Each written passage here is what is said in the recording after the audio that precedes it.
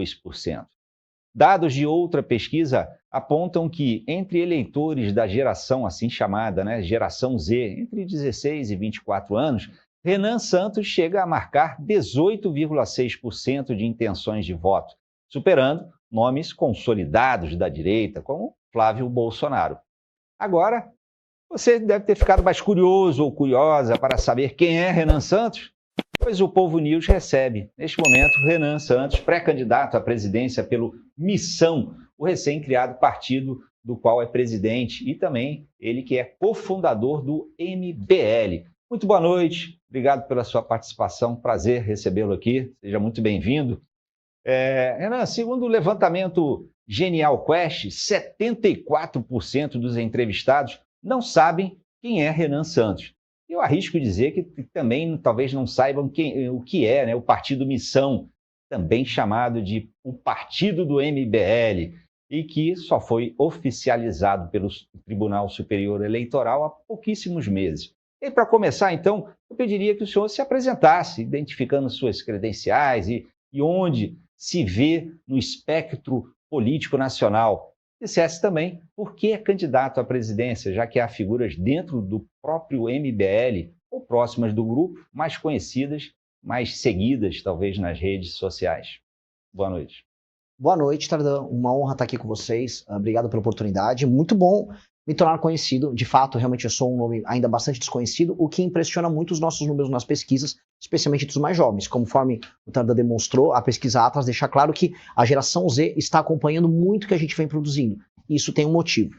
Meu nome é Renan, eu nasci em São Paulo, num bairro de classe média, na Moca, filho de um advogado e de uma psicóloga. Fiz faculdade de Direito na USP, larguei a faculdade, quis ser empresário, sou músico, sou compositor, sou escritor. Guitarrista. Guitarrista, o famoso guitarrista da banda Limão Rosa, guitarrista e vocalista, mais guitarrista do que vocalista, mas faço as duas coisas bem. E tento, desde 2014, ano que nós fundamos o Movimento Brasil Livre, interferir de maneira positiva na política brasileira para aumentar a liberdade econômica, acabar com a impunidade, enfrentar crime organizado, lutar contra a corrupção. E fomos felizes, especialmente no começo. Tivemos nossos problemas com a direita, fizemos uma oposição muito dura ao então governo do Jair Bolsonaro. Vimos que o Jair Bolsonaro era fraco, covarde e corrupto. E com base nisso, falamos, precisamos ter o nosso próprio caminho. Bolsonaro tentou montar o partido dele e fracassou redondamente. Não porque não era popular junto à sua base, mas porque era desorganizado e pouco inteligente, sendo bastante honesto. Nós somos organizados e inteligentes. Ainda não somos totalmente populares, porque as pessoas ainda não conhecem a nossa mensagem. Mas quem conhece adere. Por isso que mesmo sendo muito desconhecido, eu já tenho intenções de votos relevantes. Inclusive eu estou, de acordo com a pesquisa Atlas, na frente dos governadores. Defendo o fim da impunidade no Brasil, a destruição completa do crime organizado.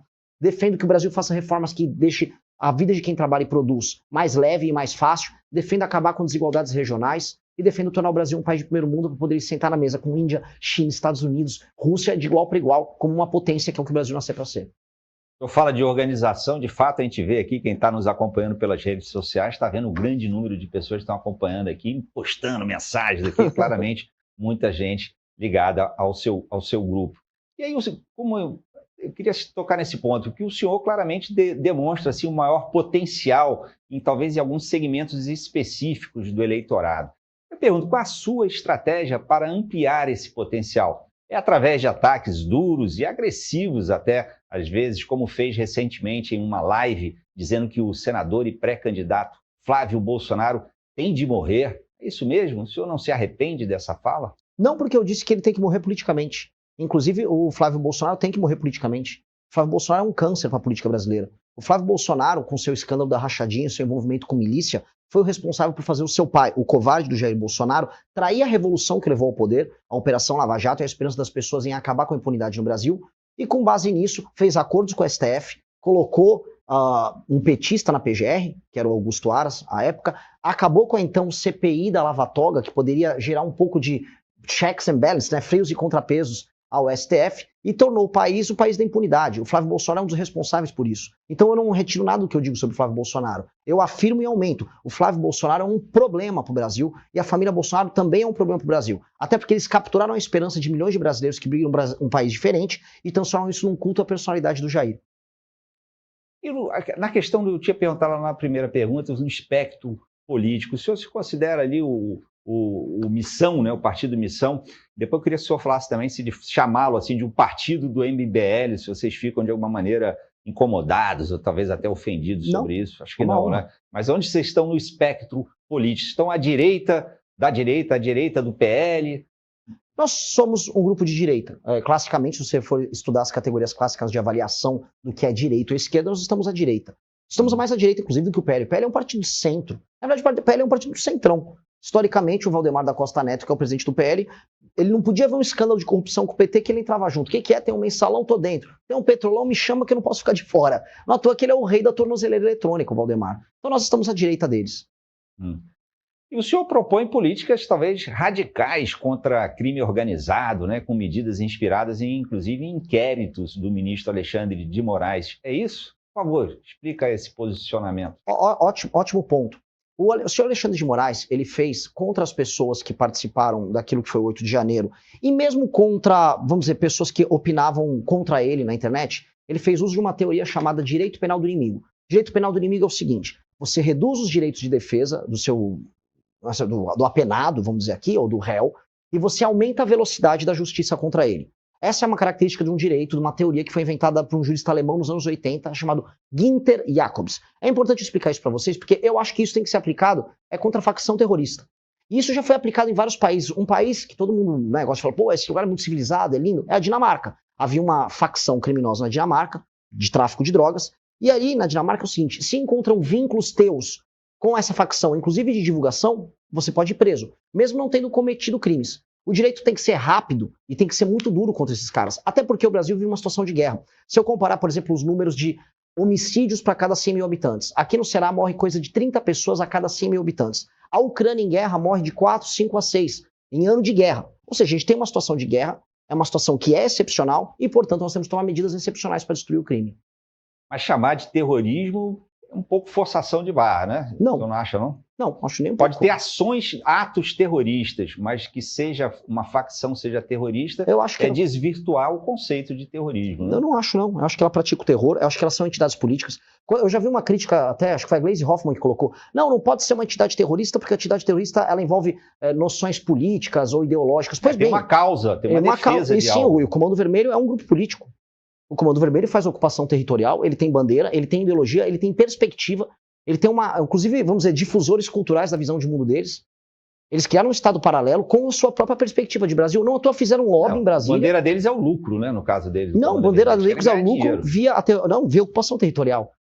Porque a bandeira deles foi um lucro, então eu vou falar que um banco é uma organização terrorista. A máfia, o senhor considera uma organização terrorista? Depende, se a máfia fizer ocupação territorial e matar de maneira sistemática seus adversários, como fizeram em alguns lugares nos Estados Unidos. Sim, porque eu quero dizer assim, o PCC, ele tem uma linha diferente do Comando Vermelho.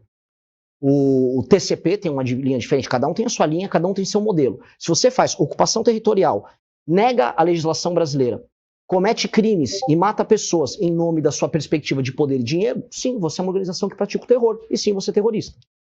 Enfim, vamos lá, que eu queria ouvir a sua opinião também sobre um tema, está aqui no telão, vamos lá, queria ver qual é o seu comentário sobre isso daqui. Olha, a gente está vendo o Flávio Bolsonaro já em pré-campanha, Eduardo está no Bahrein com Flávio Bolsonaro, olha aí a imagem, reportagem aqui do G1. Nesta sexta-feira, Eduardo postou uma foto com o irmão Flávio Bolsonaro em uma visita ao Bahrein, né, um país no Oriente Médio. Satisfação em encontrar Sheikh Salman bin Hamad Al Khalifa, assim, príncipe herdeiro e primeiro-ministro do Reino do Bahrein, junto com o senador Flávio Bolsonaro, é o que afirmou o ex-deputado. Filho mais velho de Jair Bolsonaro, Flávio se colocou como pré-candidato ao Palácio do Planalto em 2026, com o apoio do ex-presidente. Se a candidatura se confirmar, o senador tende a enfrentar Luiz Inácio Lula da Silva, que deve ser o candidato do PT à reeleição. E aqui, só voltando, esse aqui é o título da reportagem, tá? No G1. PF, a reportagem de agora atualizada há 4 horas. Polícia Federal abre processo administrativo contra Eduardo Bolsonaro por faltas não justificadas. Filho de Jair Bolsonaro mora nos Estados Unidos desde fevereiro de 2025. Eduardo perdeu o mandato de deputado em dezembro e PF determinou volta ao cargo de escrivão, que não ocorreu. Tá bom? E está aqui. Queria ouvir já a sua opinião sobre isso, candidato. Como é que o senhor vê essa estratégia da família Bolsonaro que está usando essa visita ao Bahrein dos dois irmãos? Tudo bem? Queria ouvir qual é a sua opinião sobre isso. Em seguida, a gente vai ouvir, já está aqui no estúdio conosco, Henrique Araújo, jornalista, colunista do Povo, apresentador do programa Debate do Povo na Rádio Povo CBN e o Povo CBN Cariri. Muito bem-vindo, Henrique, obrigado. Mas eu queria, candidato, saber a sua... Posso chamá-lo assim de candidato? Eu não sei se a lei eleitoral permite. Tem que tomar cuidado com isso. Eu não posso falar com certeza. Eu vou chamar de Renan. Ou pré-candidato. Candidato a lei meio que não deixa. Tá certo. Renan, se importa de chamar de Renan, não? Direto? Não, pode chamar o que quiser. Eu gosto do Renan. Renan, qual é a sua avaliação sobre essa estratégia de campanha sendo utilizada aqui pela família Bolsonaro, visita ao Bahrein e foi a Israel? Faz sentido isso? Eu acho que não fede nem cheira, a não ser que eles estejam buscando financiamento. Eu soube que o Flávio foi até os Estados Unidos para tentar obter financiamento junto a um determinado grupo da direita americana, mas eu acho que não fede nem cheira. E o Eduardo Bolsonaro costuma visitar o Oriente Médio, às vezes com desculpas, né? A última vez ele levou um pendrive, na época da Copa do Mundo. Alguns pendrives, né? Ele disse que tá... Não, é o homem do pendrive. Ele gosta de um pendrive como justificativa para faltas durante Copas do Mundo e eventos dessa natureza. Então, eu acho que não faz nenhuma diferença para ele. Tá certo. Henrique Araújo, convidar aí para participar da conversa aqui com o Renan, chamar assim. Diga lá. Bom, boa noite, Tardan. Boa noite para quem está acompanhando a gente aqui no Povo News segunda edição. Boa noite ao pré-candidato, ao Renan. Eu queria saber como é que ele está lendo esse cenário do ponto de vista nacional, né? O PSD fez um movimento muito importante, filiou o Caiado, e há uma sinalização ali que me parece irreversível do Tarcísio de Freitas em relação a uma possível candidatura. Eu quero saber se a tendência de fato, segundo ele, é que haja algum tipo de polarização ali entre bolsonarismo e lulismo, que seria um repeteco de 2022, ou se tem espaço aí para algum tipo de candidatura que escape dessas duas margens, né? Se tem uma candidatura, ele levantou a mão. Não, o que eu posso dizer, assim, antes de ser pré-candidato, eu era analista, tinha um programa diário de análise, análises renais, e eu ficava pensando em fazer leituras desse jogo. O Kassab, ele quer ter uma estratégia que eles chamam de antifrágil, que é o seguinte: ele não vai perder em nenhum cenário, que é uma estratégia clássica que o MDB, antigo PMDB, fazia, e que ele está fazendo agora com maestria. Eu não acredito nesse tipo de estratégia, enquanto dirigente partidário, acreditar que partidos têm que ter posição. Você não pode ser Lula e oposição ao Lula ao mesmo tempo, mas ele está conseguindo isso. É o famoso Kassab de Schrödinger, né? Ele é e não é ao mesmo tempo, é um conceito filosófico. Mas nesse sentido, eu acho que ele vai desenhando um caminho em que ele vai guardar até mais ou menos maio ou junho para definir se terá um candidato para marcar posição ou se ele vai conseguir fazer o vice do Lula. E ele tem bons nomes para fazer o vice do Lula. Tem o Paes, ainda que ele tenha uma eleição certa para o governo do Rio de Janeiro. Ele tem o Leite e ele tem ele próprio. Dizem que ele não quer, mas ele foi já vice antes e virou prefeito. Então, nunca duvidem da capacidade dele fazer isso. E isso abre caminho, a meu ver, para a nossa pré-candidatura, porque hoje os governadores atrapalham um pouco a minha subida. Na pesquisa da Atlas, eu já ultrapassei o Ratinho e já ultrapassei o Zema e estou empatado com o Caiado. Acho que o Caiado não será candidato em nenhuma hipótese. E aí agora eu tenho um caminho para buscar o Flávio. Renan Santos, queria te perguntar o seguinte: como é que o senhor está acompanhando esse caso do Banco Master? Hoje a gente já comentamos aqui hoje que parece que está envolvendo as apurações, né? Estão envolvendo pessoas com foro privilegiado, talvez parlamentares, enfim. Como é que o senhor acha que esse banco, o quanto esse caso do Banco Master pode influenciar as eleições à presidência deste ano? Acho que vai influenciar muito. Eu acho que é o maior escândalo de corrupção que eu já acompanhei. Olha que o MBL surge, né, com a gente lutando ali a favor da Operação Lava Jato, contra o que a gente chamava de petrolão. O Banco Master, ele assusta não só pelo volume de dinheiro, mas também pelo volume de contatos que o senhor Vorcaro desenvolveu, pela natureza quase cômica das festas que ele organizava e muita coisa que pode vazar ali no celular dele. As implicações disso são gigantescas, porque, sejamos honestos, o STF está implicado, o PT, a começar pelo PT da Bahia, começou a ficar implicado nessa história, parte do bolsonarismo já foi tangenciado ali, e algumas igrejas evangélicas já foram tocadas, maiormente a Igreja Lagoinha. Quando a gente vai abrindo o espectro, você vai encontrar ramificações disso, inclusive no escândalo do INSS. Então, quando a gente olha toda essa história, eu acho extremamente grave. A República está implicada. E o problema disso de um lado, alguns dizem, se investigar de verdade, a República cai. Mas o problema é que, se não investigarem, a República cai também, por falta de total e completa credibilidade. Ou seja, eles vão ter que manter muitas coisas absurdas funcionando para que o senso de república ou a sensação falsa de república continue de pé. Então, vai interferir nas eleições, muito. A meu ver, tem implicações muito grandes sobre os dois campos, mas, e em especial sobre o Centrão, que pouca gente está conversando, mas os principais líderes do Centrão estão muito implicados nisso, porque eram os principais lobistas do senhor Daniel Vorcado.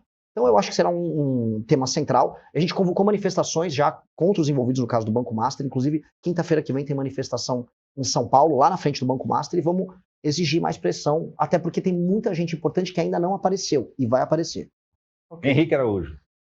Para candidato, a gente tem aqui um cenário interessante, uma disputa praticamente nacionalizada. O Ciro Gomes, que já foi candidato à presidência da República algumas vezes, está cotado para concorrer ao governo do Estado. O governador é um aliado do ministro Camilo Santana, que vai deixar o Ministério da Educação para ficar ali à disposição do partido, do próprio governo, seja para concorrer, seja para disputar algum outro cargo. Eu queria saber como é que você vê o cenário aqui do Estado do Ceará, se tem um palanque em vista, né, já que uma candidatura presidencial precisa de palanques fortes nos estados. Queria saber também como é que você vê, num olhar mais ampliado, o Nordeste. O Nordeste sempre foi uma região que foi fiel da balança nas eleições. Em 2022, o presidente conseguiu construir uma vantagem a partir dos 70% que ele obteve aqui no Ceará, de um número expressivo de votos na Bahia, no Piauí e no Rio Grande do Norte. Se tem algo pensado especificamente para a região Nordeste para tentar reduzir essa vantagem do Lula em relação aos seus adversários.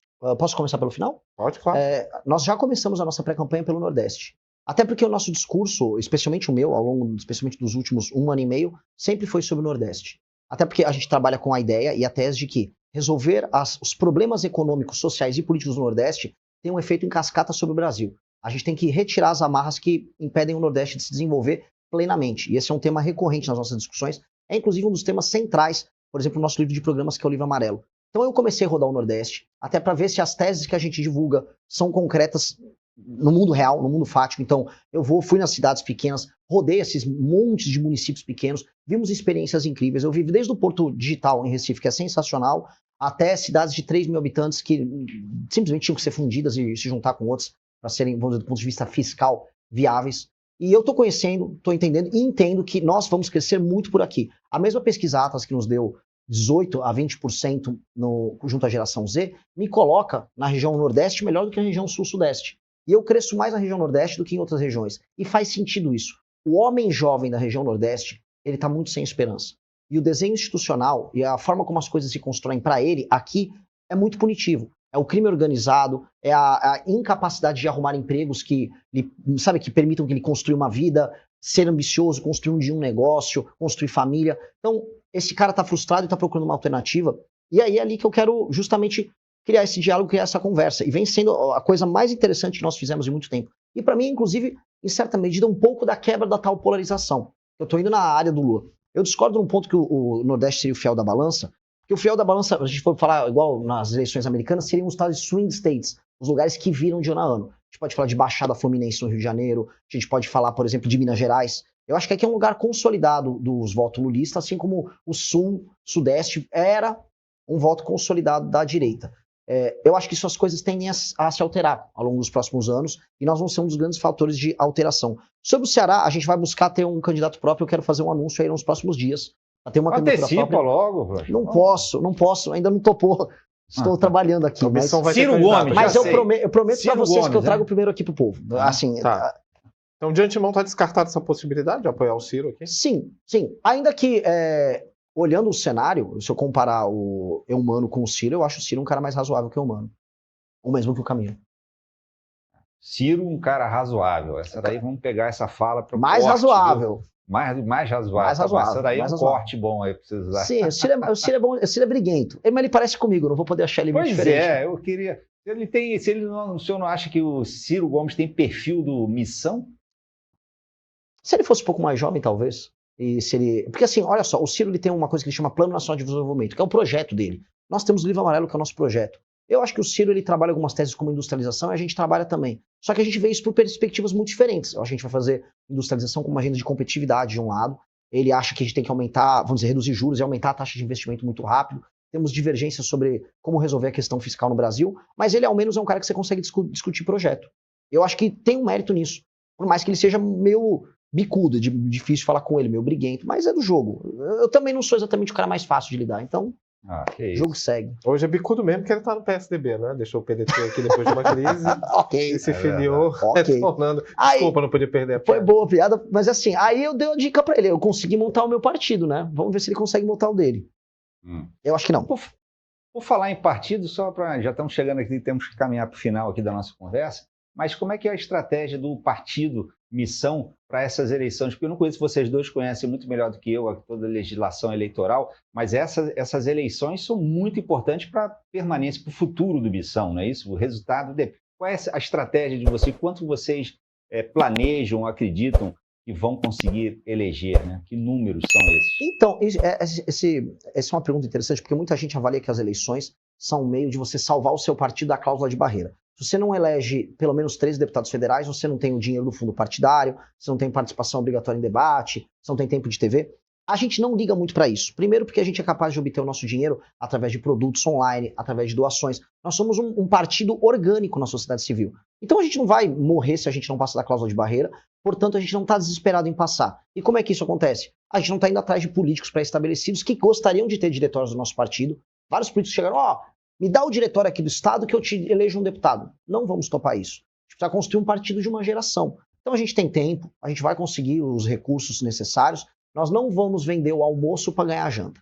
Vamos trabalhar sério, vamos ter uma candidatura séria, e aí a gente vai ficar no debate público de maneira muito perene. Vamos estar nos próximos 10, 20, 30, 40 anos, fazendo sempre as coisas nesse padrão, pensando no longo prazo, sem ficar se desesperando. Eu sei que os nossos concorrentes, vários estão desesperados. Eu não vou entrar nisso. Muito bem. Henrique Araújo, você tem mais alguma pergunta aqui? Eu acho que tem um ponto que eu queria explorar, que é em relação ao Flávio Bolsonaro. Você falou que eventualmente pode procurar o Flávio Bolsonaro. Não. Aí, na campanha? Não foi no início. Não, eu quero derrotar ele. Quer derrotar, mas assim, no eventual segundo turno, caso não esteja lá, entendeu? Como é que você vê esse tipo de diálogo com o bolsonarismo? Eu só me vejo no segundo turno. E esses caras, eles atacaram a minha família, eles tentaram prender os nossos amigos, eles foram muito sujos com a gente. Eu não estou preocupado com ele agora. Eu estou preocupado em ir pro segundo turno. Esses caras, a família Bolsonaro? Família Bolsonaro. Eu sei o que eles fizeram com meus pais. Eu sei as pessoas que eles atacaram. Eu não perdoo isso. Muito bem. Deixa eu agradecer muito o Renan Santos, do pré-candidato à presidência da República pelo Missão.